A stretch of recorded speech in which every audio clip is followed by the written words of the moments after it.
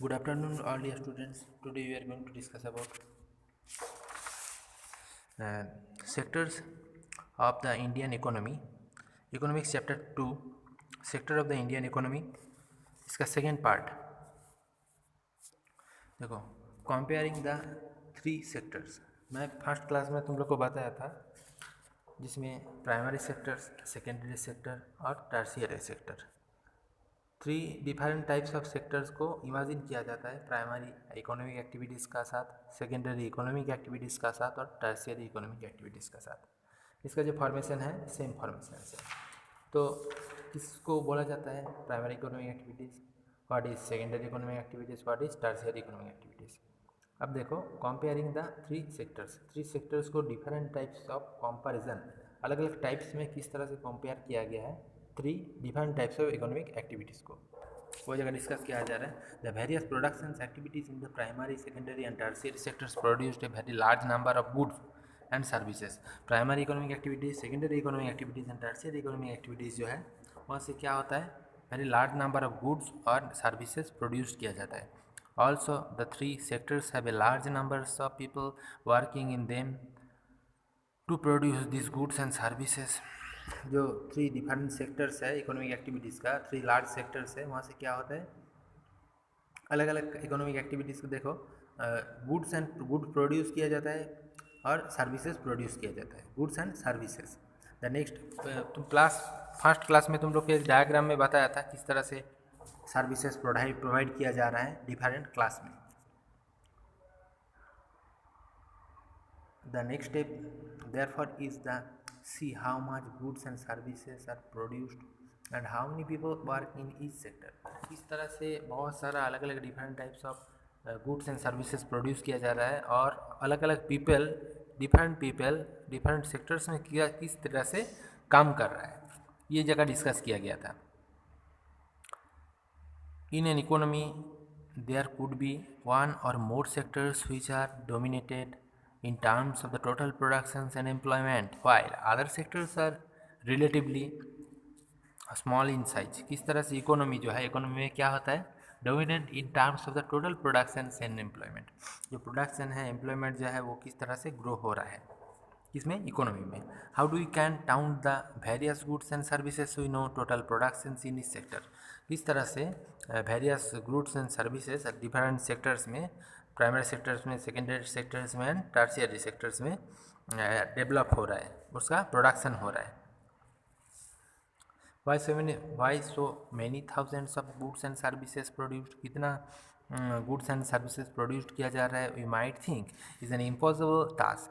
तुम अगर ये बात को सोचोगे तो ये क्रिटिकल टास्क है, मतलब वो इजीली सोचा नहीं जा सकता है कितना अमाउंट का गुड्स एंड सर्विसेज किस प्रोसीड्यूर में, कौन सा प्रोसीड्यूर में प्रोडक्शन किया जा रहा है डिफरेंट सेक्टर्स में।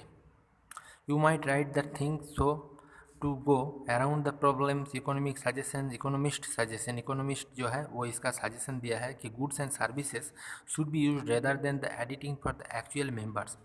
जो पर्टिकुलरली मेंबरशिप का जो डिवीज़न है उसका क्लासेस में गुड्स एंड सर्विसेज को प्रोडक्शन किया जाता है। For example 10,000 kgs of wheat is sold at the 8 पर kg। 10,000 व्हीट्स को सोल्ड किया जा रहा है, प्राइस ₹8 पर के जी करके ₹8 में सेल किया जा रहा है 10,000 kg व्हीट को। Clear. The value of wheat will be RS, तो कितना उसका प्राइस आ रहा है, 80,000 वहाँ से इनकम हो रहा है। 10,000 kg व्हीट को सेल करके ₹8 में, एक किलो को सेल करके 1 किलो को कितना आ रहा है, टोटल 80,000 इनकम हो रहा है। The value of 5,000 coconuts at 10% will be 50,000। Similarly एक ही तरह से सेम डायरेक्शन में 5,000 कोकोनट्स है उसको 10% इंटरेस्ट रख के सेल करने में 50,000 इनकम हो रहा है। Remember is one of the can participants is one to the take not every goods so rise the production should needs for the continued. इस तरह से हर एक जो गुड्स है सबका एक पर्टिकुलरली इंटरेस्ट रख के प्रोडक्शन को क्या हो रहा है, सेलिंग किया जाता है, वहाँ से इंटरेस्ट आता है। It make sense only the include of the final goods and services. इसी में फाइनल जो गुड्स एंड सर्विसेज है उसको इंक्लूड किया जा रहा है। यहाँ पर डिफरेंट एग्जाम्पल बताया गया है। Then the value of the final goods and services produced in each sector during the particular year provides the total production of the sectors for the year. क्या हो रहा है, जो फाइनल गुड्स एंड सर्विसेज का जो इंपॉर्टेंसिटी है, values है, उसको ईच सेक्टर में, primary sector, each sector means primary sectors, secondary sectors and then the last of tertiary sectors. इसमें क्या हो रहा है, पर्टिकुलरली प्रोवाइड किया जा रहा है and the total production are increases, total production जो है वो इंक्रीज हो रहा है per year and the sums of the production is there is the three sectors give what is the called of the gross domestic production. क्या हो रहा है, एक सम, टोटल सम सबको पता है, सम करके क्या हो रहा है, पर ईयरली जो प्रोडक्शन का इंक्रीमेंटेशन हो रहा है उसमें क्या हो रहा है, ग्रॉस डोमेस्टिक प्रोडक्शन जिसको जीडीपी बोला जाता है, percent two percent interest, percent two percent developing rate, वो क्या हो रहा है, इंक्रीज हो रहा है। हर घर में डोमेस्टिक प्रोडक्शन का अमाउंट इंक्रीज हो रहा है। तो जीडीपी का फुल फॉर्म जो है वो इम्पोर्टेंट है, तुम लोग याद रखना, ग्रॉस डोमेस्टिक प्रोडक्शन, जहाँ से कंट्रीज़ का इकोनॉमिक जो क्वांटिटी है उसको मेज़र किया जाता है। It is the value of the final goods and services produced with in a country during the particular year. यहाँ से क्या होता है, एक कंट्रीज़ में पर्टिकुलरली ईयर का ड्यूरेशन, कुछ सम ईयर का ड्यूरेशन रख के कंट्रीज़ में जो इकोनॉमिक एक्टिविटीज़ है, इकोनॉमिक क्वांटिटीज़ है, वो क्या हो रहा है, इंक्रीज हो रहा है, उसका डेवलपमेंट देखा जा रहा है। In India the mammoth task of measuring gross domestic production is undertaken by the central government ministry। India में क्या हो रहा है, ग्रॉस डोमेस्टिक प्रोडक्शन जो है वो किसका अंडरटेकिंग है, central government ministry, central government जो है जिसको केंद्र सरकार बोला जाता है उसका अंडरटेकिंग है ग्रॉस डोमेस्टिक प्रोडक्शन, किसमें, इंडिया में। इसीलिए इंडिया का जो इम्पोर्टेंट सिटी है, इंडिया का जो रिसोर्स का जो डेवलपमेंट है वो ग्रॉस डोमेस्टिक प्रोडक्शन से मेजरमेंट किया जाता है। Then the historical change in sector, historical changes क्या है एक एक सेक्टर का, डिफरेंट टाइप्स ऑफ सेक्टर के हिस्टोरिकल चेंजेस क्या है। Generally it has been noticed, देखो, generally it has been noticed from the histories of many now developed countries that at initial stage of development. Generally ये जो part है इसको notice किया गया है कि हिस्ट्रियंस जो है, हिस्ट्रीज क्या किया है, बहुत तरफ से, मेनी पार्ट से इसको डेवलप किया जाता है कंट्रीज़ को, countries that at initial stage of development, कुछ जो कंट्रीज़ में डेवलपमेंट का जो स्टेज है, पार्ट है, वो इनिशियली ग्रोथ हो रहा है, डेवलप्ड हो रहा है। Primary sector was the most important sectors of economic activities. Primary sectors जो है इकोनॉमिक एक्टिविटीज़ का एक मोस्ट इंपॉर्टेंट सेक्टर्स है primary sectors. As the method of farming का जो मेथड्स है, मेथोडोलॉजी है, उसमें क्या हो रहा है, change and agriculture sectors begin to prosper. Farming method जो है वो डे बाय डे इंक्रीज हो रहा है, चेंज हो रहा है, उसमें चेंजिबिलिटी देखा जा रहा है। Agriculture sector prosper, agricultural sector जो है वो और भी ज़्यादा डेवलप्ड हो रहा है, उसका कंडीशन और भी ज़्यादा बेटर हो रहा है। It produced much more food than before. अभी पहले जितना फ्रूट्स, जितना एरिया हेक्टर लैंड्स में जितना व्हीट से, मतलब जितना सीड से जितना क्रॉप्स प्रोडक्शन होता है, अभी हाई क्वालिटी का यील्ड्स आ गया मार्केट में, इस कारण से प्रोडक्शन का अमाउंट भी इंक्रीज हो गया है। As methods for the farming change the agriculture sectors become the prosperous, its more food that before many peoples could make to the other activities. बहुत सारा पीपल है जो अलग अलग इकोनॉमिक एक्टिविटीज़ में इंक्लूड है। They are increasing the number of the crafts persons for the traders. इससे क्या हो रहा है, क्राफ्ट्स पर्सन का अमाउंट, मेंबर जो है उसका अमाउंट इंक्रीज हो रहा है, और ट्रेडर्स जो है उसका अमाउंट भी इंक्रीज हो रहा है। Buying the ceilings of activities increases many times. जो लोग अलग अलग टाइमिंग पीरियड में बहुत सारा एक्टिविटीज़ का साथ साथ प्रोडक्शन का सेल करता है। Beside there were also transports, administrators, army, etc. However, at this stage, most of the goods produced were natural products from the primary sectors and most people were also employed in these sectors. बहुत सारे goods primary sectors में production हो रहा है goods का, और most people जो है जो क्या कर रहे हैं, वो लोग काम कर रहे हैं ये सब सेक्टर्स में। ओवर ए लॉन्ग टाइम, एक लॉन्ग टाइम का डेस्टिनेशन में क्या हो रहा है, मोर देन 100 ईयर से भी ज़्यादा टाइमिंग पीरियड में, and specially because new methods of manufacturing जो सिस्टम है उसका बहुत सारा न्यू मेथड्स का स्टार्टिंग हो गया है, वेल इंट्रोड्यूस्ड मैन्युफैक्चरिंग सिस्टम जो है वो भी ज़्यादा मॉडर्नाइजेशन हुआ है उसका भी। Factors came up for the start expanding, बहुत सारा फैक्ट्रीज है जो क्या हो रहा है और भी ज़्यादा प्रोडक्शन किया जा रहा है। Those people who had earlier workers for the famous for began to work is factories in large number, जितना सारा पीपल पहले एक फैक्ट्रीज में काम करता था उसका अमाउंट भी अभी का टाइमिंग पीरियड में बढ़ गया है। People began to the use many more goods और प्रोडक्ट्स इन द फैक्ट्रीज और द चीप रेट्स, बहुत सारे पीपल और भी ज़्यादा गुड्स फैक्ट्रीज में सेल कर रहा है उसका रेट्स भी बढ़ा के। Secondary sectors gradually become the most important in total productions and employment. Secondary sectors employment का परसेप्शन में बहुत ज़्यादा इंपॉर्टेंट है।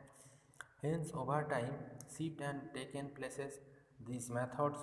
This means that the importance of sectors had changed. Sectors का जो इम्पोर्टेंसिटी है वो भी उसमें भी चेंजेस देखा गया है अभी का टाइमिंग पीरियड में। In the past 100 years there has been the further shift for the secondary and tertiary sectors in developed countries.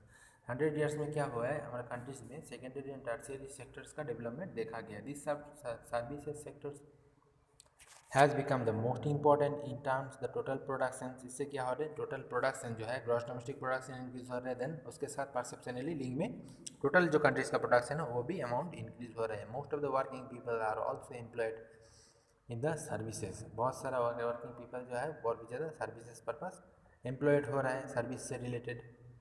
This is the general pattern observe in the developed countries. ये countries का development का ये एक general pattern था। देखो primary secondary and tertiary sectors in India का जो primary secondary tertiary sectors है उसका ग्रोथ मॉडल को यहाँ पर रिप्रेजेंट किया गया है। कितना ज़्यादा डेवलप हुआ है, 1973-74 में डेवलपमेंट कैसा था, 2013-14 में डेवलपमेंट कैसा था, कितना ज़्यादा डेवलप्ड हुआ है primary secondary and tertiary economic activities का सेक्टर का। Graph number 1 show the productions of goods and services in this 3 sectors. Graph number 1 में तीनों सेक्टर्स का गुड्स एंड सर्विसेज का प्रोडक्टिविटी को शो किया गया है। Then the rising importance of the tertiary sector in production. Tertiary sector का importancity क्या है प्रोडक्शन का परसेप्शन में।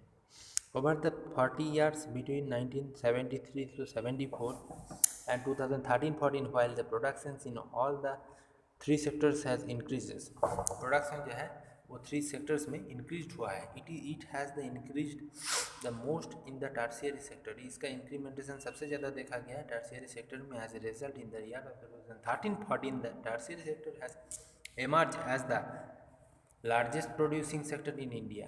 टर्शियरी सेक्टर को डेवलपमेंट का परसेप्शन में इंडिया का लार्जेस्ट प्रोड्यूसिंग सेक्टर माना गया है, right.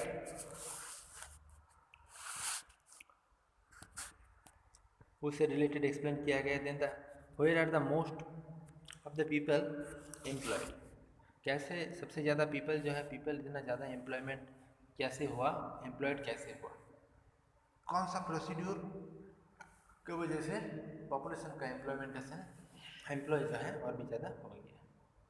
Graph number 2 present percentage share of the 3 sectors in gross domestic production. Graph number 2 में क्या हुआ है, परसेंटेज जो है वो उसको शेयर किया गया है the 3 sectors of gross domestic production. GDP का तीनों सेक्टर्स का जो परसेंटेज है वर्किंग परसेप्शन, वर्किंग पॉपुलेशन का, एम्प्लॉयमेंट का, इंक्रीमेंटेशन का, वो शो किया गया है। Now you can directly see the changing importance of the sectors over the 40 years. तुम लोग ये डायरेक्टली ये जगह देख रहे हो कि यहाँ पर जो चेंजेस है, इंपॉर्टेंसिटी है changing different types of economic activities का, इकोनॉमिक सेक्टर्स का, तो वो कैसे एडोप्टेशन हुआ है, कैसे डेवलपमेंट हुआ है। Why did not similar shift out the primary sectors happen to case of the employment? किस तरह से सिमिलर इकोनॉमिक एक्टिविटीज़ का जो है सेक्टर्स है शिफ्ट वो उसका एम्प्लॉयमेंट में क्या इंपॉर्टेंसिटी, it is because not enough job were created in the secondary and tertiary sector. जितना पॉपुलेशन सेकेंडरी और टर्शियरी सेक्टर में काम करता है उसका पॉपुलेशन जो टर्शियरी सेकेंडरी टर्शियरी सेक्टर्स का मतलब स्ट्रक्चर किया है उसका इम्पोर्टेंशिटी यहाँ पर बताया गया है। Even the throw of industrial output or the productions of good went up by more than 9 times during the period। जो इंडस्ट्रियल आउटपुट जितना प्रोडक्शन किया जा रहा है गुड्स का उसको 9 time during the period, totally 9 timing period में उसका एम्प्लॉयमेंटेशन कैसे डेवलपमेंट हुआ है। एम्प्लॉयमेंट इन द इंडस्ट्री में जितना लोग काम करता है of the around of the 3 times, तीनों time the as well the applies of the tertiary sector as well. इसमें से टर्शियरी सेक्टर सबसे ज़्यादा ये एप्लीमेंटेशन देखा गया है, सबसे ज़्यादा लोग टर्शियरी सेक्टर में काम करता है, इसलिए टर्शियरी सेक्टर कंट्रीज में सबसे ज़्यादा एडोप्टेशन हुआ, डेवलपमेंट हुआ। Right, clear.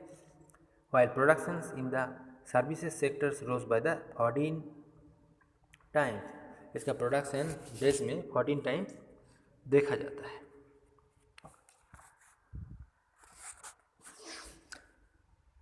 So what it means is that 3 are the more people in agriculture that is necessary।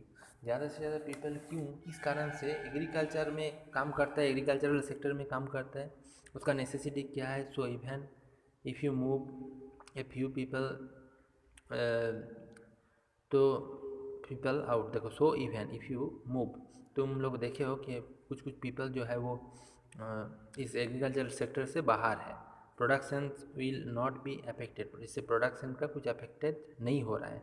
बहुत लोग एग्रीकल्चर मतलब सेक्टर में काम नहीं करता है लेकिन उससे प्रोडक्शन का कुछ इफेक्ट नहीं हो रहा है। In other word workers in the agriculture sector are employed under employed. बहुत जो वर्कर्स एग्रीकल्चर सेक्टर में काम करते हैं वो लोग का मतलब एडुकेटेड नहीं है। For instance take the case of the small farmer, तुम कुछ स्मॉल फार्मर का केसेस देख के ये जगह क्लियर हो जाएगा। Lakshmi owing about the 2 hectares of the unirrigated land dependent only the rain and the growing crops. Lakshmi एक पर्टिकुलरली फार्मर्स का जगह बताया गया है जिसका फोटो यहाँ पर दिया गया है। विंग द उसका 2 hectares लैंड फ्रॉम्स है जहाँ पर वो अनएम्प्लॉयड लैंड है, लेकिन वहाँ पर इरिगेशन का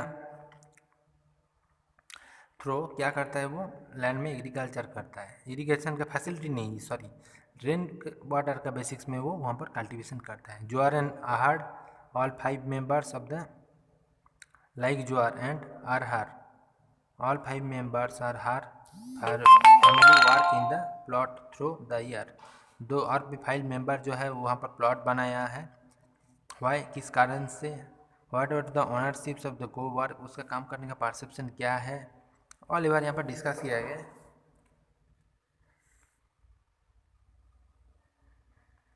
देखो, how to create more employment, किस तरह से बनाया जा सकता है और भी ज़्यादा मोर एम्प्लॉयमेंट कैसे बनाया जाता है, और भी ज़्यादा काम कैसे बनाया जाता है। फ्रॉम द अबव डिस्कशन, इस डिस्कशन का टाइमिंग बाद में क्या हो रहा है, we can see that the continuous to be considerable. हम लोग को ये जगह देखने को मिलेगा कि इसका जो परसेप्शन है वो किस तरह से और भी ज़्यादा इंक्रीमेंट हो रहा है। अनएम्प्लॉयमेंट एग्रीकल्चर सेक्टर का किस तरह डेवलपमेंट हो रहा है। There are also peoples who are not employed at all. Agriculture sector में जितना लोग काम करता है वो लोग क्या हो रहा है, और भी ज़्यादा मतलब एम्प्लॉयमेंटेशन जो है वो लोग को फैसिलिटीज़ नहीं मिल रहा है।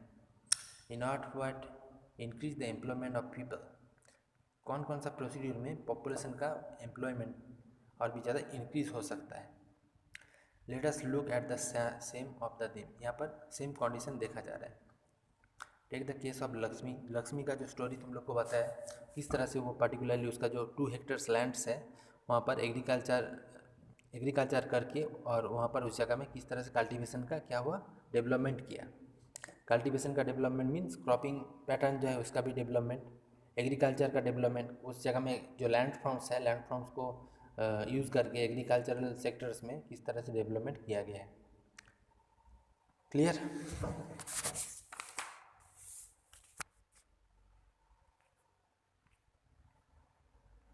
यहाँ पर एक ड्राइंग दिखाया गया है। यहाँ पर बताया गया है कि Lakshmi need it not the confirm to water alone. उसका पास ज़रूरत नहीं था वाटर को मतलब यूज़ करने का, but to cultivate the land, but see also need seeds, fertilizer, agriculture requirements, palms draw water. Land में कल्टीवेशन का परसेप्शन में पर्पस वो क्या लिया था, फर्टिलाइज़र का ज़रूरत था, सीड्स का ज़रूरत था, उसका एग्रीकल्चरल रिक्वायरमेंट्स, पाम का ज़रूरत था, उसका यूज़ किया था। बीइंग ए पोर फार्मर, एक पोर फार्मर मतलब हो के भी she can not afford many of this, वो ये सब खरीदने में मतलब पीछे नहीं हटा। So she will have to the borrow money for the money lenders and play high rate of interest. Money lenders को क्या किया, उसको वो जो क्रॉप्स है उसको सेल किया एंड उसका रेट जो है और भी ज़्यादा लिया। If the local bank gives her credit at the responsible rate of interest, local bank जो है उस एरिया का वहाँ पर वो responsible rate of interest particularly वहाँ पर जो क्रेडिट किया है अमाउंट का, और उसका साथ साथ रेस्पॉन्सिबिलिटी जो है उसका और भी ज़्यादा इंक्रीज हो गया। She will be able two by all this in time and cultivate her land. उसका जो लैंड्स है वहाँ पर वो क्या किया, कल्टिवेशन किया उसका जो लैंड फॉर्म्स है वहाँ पर। This means that the alone of water, so we all needed to the provide the cheap agricultural credit to farming improvement. यहाँ से क्या देखा जा रहा है, एग्रीकल्चर का इम्प्रूवमेंट का साथ साथ फार्मिंग क्वांटिटी का डेवलपमेंट हुआ, और उसी पर्पस में क्या हुआ, उसका जो क्रेडिट है वो भी इंक्रीज़ हुआ। इसका जो स्मॉल फार्मर लक्ष्मी का जो स्टोरी बताया गया है, यहाँ से ये जगह क्लियर हो गया।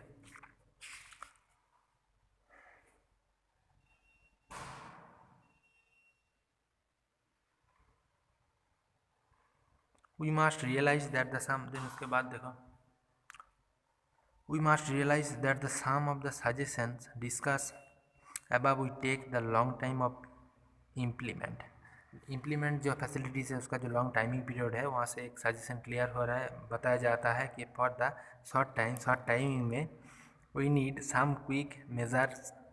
हम लोग को ये जगह मेजरमेंट करके देखा गया है कि recognising this the central government of India India का जो सेंट्रल गवर्नमेंट है made a law implementing the right to work in about, एक लॉ बनाया गया है राइट टू वर्क करने का जो राइट्स है ऑल इंडियन पॉपुलेशन का है। In about 625 district in India में टोटल 625 डिस्ट्रिक्ट में ये लॉ फॉलो किया गया है। It is the called the, इसको इस लॉ को वर्क करने का right to work act is called the Mahatma Gandhi national rural employment guarantee act.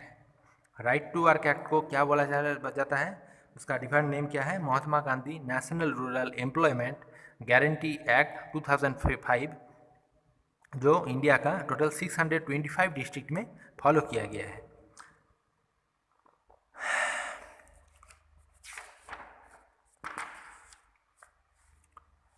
Then distribution of sectors as organised and unorganised. देखो, division of sectors as organised and unorganised. Sectors में से जो different types of working sectors है उसमें कितना sectors organise sectors है और कितना सेक्टर्स अनऑर्गेनाइज सेक्टर्स है।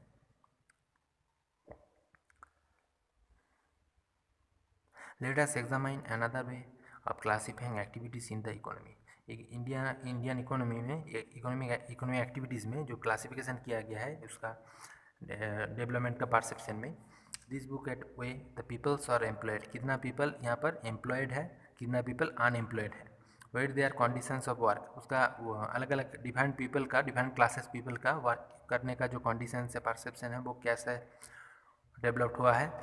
Are there any rules and the regulations that are followed regards for the employment. यहाँ पर एम्प्लॉयमेंट का परसेप्शन में कुछ रूल्स रेगुलेशन, कौन कौन सा रूल्स रेगुलेशन है जिसको फॉलो किया जाता है।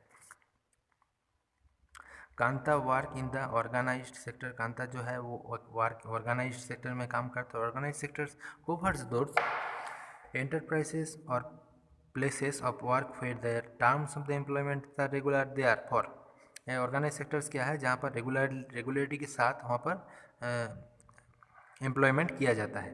People have assured to work, people जो है वो काम करने में सक्षम है। They are registered by the government, government का जो परसेप्शन है वहाँ पर वो लोग गवर्नमेंट रजिस्टर्ड वर्किंग एक्टिविटीज़ है। And have to follow its rules and regulation, यहाँ पर इसका जो रूल रेगुलेशन है उसको फॉलो किया जाता है। which are given in various law such as the factories act, यहाँ पर जो फैक्ट्रीज एक्ट है वहाँ पर बहुत सारे लॉज को फॉलो किया गया है। Minimum wages act, payment of, देखो मिनिमम वेजेस एक्ट में क्या बताया गया है, minimum wages act, payment of gratuity act, shops and the establishment act, जो अलग अलग एक्ट का जगह बताया गया है। Organised because it has some formal process and productions produced. Some of these peoples may not be employed for the anyway what their perceptions, but they to have the registers themselves for the government and follow the rules and regulations. Government का जो rule regulation है वहाँ पर कुछ people है, workers है जो registered है और कुछ पॉपुलेशन है जो अनरजिस्टर्ड है, बट सब लोग वर्किंग एक्टिविटीज़ का साथ जुड़ा हुआ है।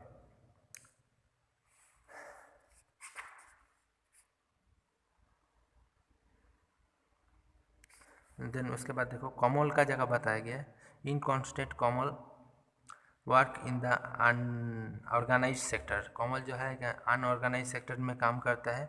The unorganise sector is characterised by small and scattered units which the large outside the control of the government, जो उसको जो क्या करता है स्मॉल यूनिट्स के स्मॉल स्केल में काम करता है, वो स्मॉल यूनिट में गवर्नमेंट सेक्टर्स में, बट उसका जो परसेप्शन है उसको अनऑर्गेनाइज सेक्टर में इंक्लूड किया गया है। There were rules and regulations but there are not followed, यहाँ पर कुछ रूल और रेगुलेशन को फॉलो नहीं करना पड़ता है। Jobs here are the low paid and often to the regular of not regularly काम नहीं करना पड़ता है, और जॉब जो है वहाँ पर उसको पेमेंट भी जो है वो बहुत कम है। There is no provisions for outline, यहाँ पर इसका जो वर्किंग परसेप्शन है उसमें एक मार्जिन किया गया है। पेड लेवल हॉलीडे लीव्स, मतलब उसका बारे में बताया गया है कि ये सब फैसिलिटीज़ उसको दिया जाएगा, उसको मिलेगा। Then the table number 2.3 workers in different sectors का जो वर्कर्स है उसका क्लासिफिकेशन किया गया। ऑर्गेनाइज सेक्टर्स में कितना वर्कर्स इंक्लूड है, देन द अनऑर्गेनाइज सेक्टर्स में कितना वर्कर्स इंक्लूड है, the total number of organised and unorganised, total sum करके वो उसका कैलकुलेशन निकाला गया है, total percentage, primary sectors, secondary sectors and the last of tertiary sectors.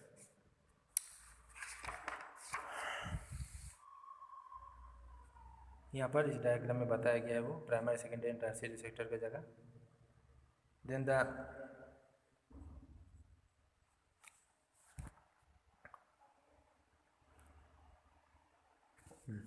How to protect works in unorganise sector, unorganised sectors में जितना सारा work है उसका क्या प्रोटेक्शन है।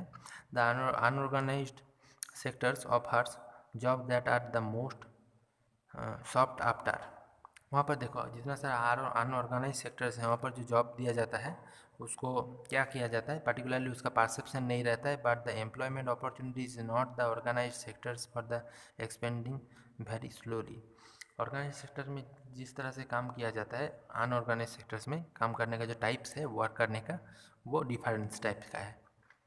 स्लोली एंड शॉर्टली वहाँ पर काम किया जाता है। It is also common to find the many organise sectors enterprises in the under unorganise sector. इसको देखो जो जितना सारा ऑर्गेनाइज सेक्टर्स है वहाँ पर उसका परसेप्शन से अनऑर्गेनाइज सेक्टर का डिफरेंस किया गया है। They adopt for such the strength to the evade taxes and the refers to the follow law and protect laborers, जो लॉ है वहाँ पर लेबर्स को प्रोटेक्ट किया गया है। As the result of the large number of workers are forced to enter the unorganise sectors job, इस कारण से वहाँ पर लार्ज नंबर ऑफ वर्कर्स, बहुत ज़्यादा वर्कर्स अनऑर्गेनाइज सेक्टर्स में काम करता है। व्हिच पे वेरी स्लो सैलरी, उसको बहुत ही कम अमाउंट में पेमेंट मिलता है। They are often to the exploited paid for the wages, उसका जो पेमेंट्स है वेजेस का फिल करने का लिए उसको दिया जाता है। They were entirely low and not regular, वो लोग रेगुलरली काम नहीं करना पड़ता है। This jobs are not the secure and have to other benefits, इस जॉब का कुछ सिक्योरिटी नहीं है और बेनिफिट्स भी नहीं है। Since the 1990 it is also common to see a large number of workers losing their jobs and organise sectors. 1990 में लार्ज नंबर वर्कर्स जो है वो ऑर्गेनाइज सेक्टर में काम करता है। देखो sectors in this terms ownership public and private sectors. Ownership के बेसिस में पब्लिक एंड प्राइवेट सेक्टर का क्या मैटर है। Another way of classifying economic activities into sectors could be on the basis of who own asset and its responsibility for the delivery of services. Another way एक important अलग से वे बताया गया, कारण बताया गया क्लासीफाइंग का इकोनॉमिक एक्टिविटीज़ का into sector could be on the basis of who own asset and the responsible for the delivery of services, जो लोग रेस्पॉन्सिबिलिटी के साथ सर्विस करने में सक्षम है। In the public sectors the government owns most of the assets of the provides the services. Government जो है पब्लिक सेक्टर में सबसे ज़्यादा सर्विस प्रोवाइड करते हैं। इन the private sectors ownership of assets and delivery of sectors services is in the hands of the private individuals companies. जो companies का ऊपर इंडिविजुअल कुछ परसेप्शन का ऊपर इसका काम करने का परसेप्शन मिलता है। रेलवे और post office is an example of the public sector. Railway and post office जो है पब्लिक सेक्टर का एग्जाम्पल है, जहाँ पर गवर्नमेंट का थ्रू हेल्प किया जाता है, बेनिफिट दिया जाता है।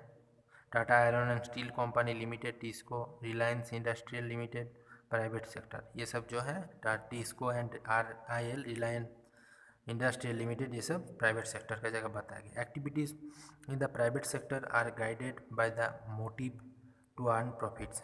जितना सारा एक्टिविटीज़ फॉलो किया जाता है प्राइवेट सेक्टर में, वहाँ पर क्या किया जाता है, मोटिव अर्न प्रॉफिटली, बहुत ज़्यादा अर्निंग भी कुछ कुछ जगह में देखा गया है। To get such the services we have to pay money to this the individuals and the companies.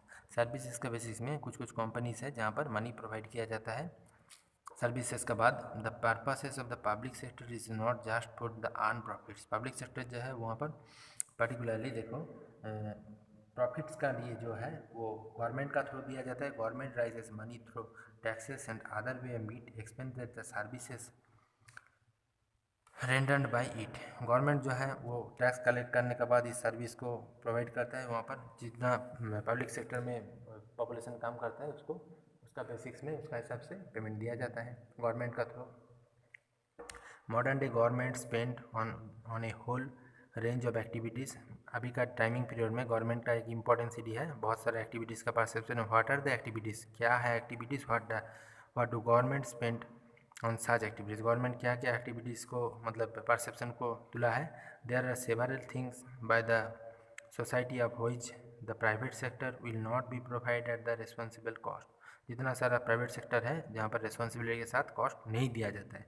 Subs of the needed for the learn sums of money which the capacity of the private sector. जिस private sector का capacity जैसा है उसका basis वहाँ पर money spend किया जाता है। Complete this chapter. Thank you.